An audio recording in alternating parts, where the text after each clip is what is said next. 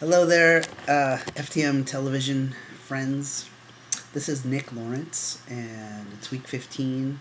Topic is outing, being outed, and I have to say that it's definitely a challenge to know what the right thing is because nobody, I don't know anybody who likes being outed in a way that's unkind. And mostly, I would just say that the earlier you are, the closer you are to when you start your transition, the more painful it is to be outed for me. And when I was first transitioning, I wanted to throw away all of my old pictures and that whole identity. I switched my name entirely. My new name has nothing to do with my former first name. And I wanted so desperately to grab my new life that I really didn't want anybody to know. Now, the other thing that was important was that I moved away from my hometown and lived in a completely different city. I had complete anonymity. Nobody knew me, and that really helped me. I have some friends, a friend of mine in Houston who was a junior college professor, and he stayed at work. And, from one day to the next, he went from using the ladies' room to the men's room. He sent out a memo, and that was it. And that was much more challenging for him. So if you are transitioning in your regular hometown, I can see where it would be much harder for you and not wanting people to go and share the information. But honestly, it's super juicy, okay, especially with Chaz Bono doing what he did. It's a super juicy story, and so you can't really blame people.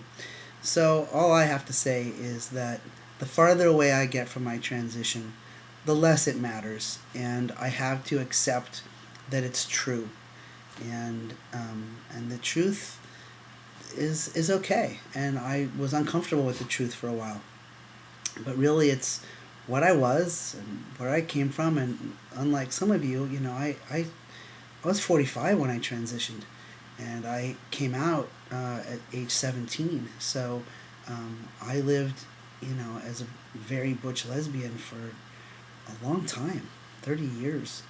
And so I was so ready. My first shot of testosterone was like, oh, thank God, my brain, I finally had the right hormone. But that was powerful for me. But even so, I was still felt a lot of shame about who I had been living as because it wasn't me. I was so uncomfortable all those years. Anyway, I think we have to get past caring about whether we get outed or not. Because some people will be jerks and go and tell your story without your permission. And really, what I find is that as soon as I tell people about it, it becomes a non issue. And for example, I have incredibly painful abdominal spasms that I get intermittently. And I've had to go and talk to physicians about it. I've been at business meetings where suddenly I'm doubled over in pain. And so I've chosen to tell people what I'm going through. And I find that as soon as I've told them, they're in shock, number one. But then, it's just a non-issue, and we don't really bring it up. And I'm living my life, and I'm not one of those transgender people that wears a big T on my forehead. I'm not out talking about it all the time. It's not where I want to live. As soon as I transitioned, I melded into society, whereas before I stuck out all the time, and I was so relieved to just be one of the guys. But the point is that over time, I think you'll get to the place where it's not as painful if somebody tells your story, and it actually becomes kind of humorous.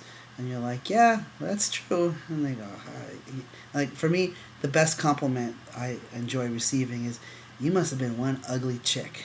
And I think, I really wasn't. I was kind of good looking. But I don't say that to them, but I know that their brain cannot accept, that I was a woman in the past. And so I just chuckle and I go, yeah, I know, I really was. Now you know why. And they're like, Yeah, I don't blame you. Anyway, have a good day.